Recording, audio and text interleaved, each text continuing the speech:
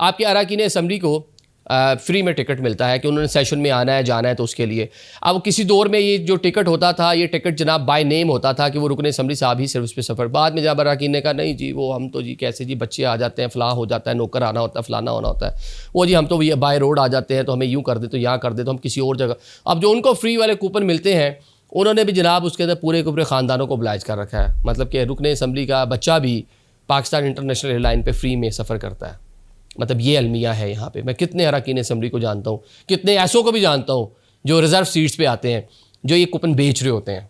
Karachi Islamabad ticket आपका कोयटा इस्लामाबाद, ये बहुत सारे जो मखसूस नशिस्तों वाले होते हैं ना, बहुत वो बाकी तो चले सारे वैल्यू मखसूस नशिस्तों वाले जो ब्लाइज वाले भी हो जाते हैं ना, काफ़ी मतलब वो भी होंगे, दूसरे भी होंगे, चले इसकी डिटेल में नहीं जाते। टिकट बिक भी रहे होते हैं जो अरकान असम्बली जो पार्लियामेंट के रुकन को दिया जाता है, वो टिकट जनाब सेल भी हो रहा होता है। या वो फिर अपने दोस्तों यारों को रिश्तेदारों को आओ जी आके इस्लामाबाद देख जाओ, आओ जी कराची दिखाते हैं आपको जनाब, आओ जी ब्लाइज करते हैं।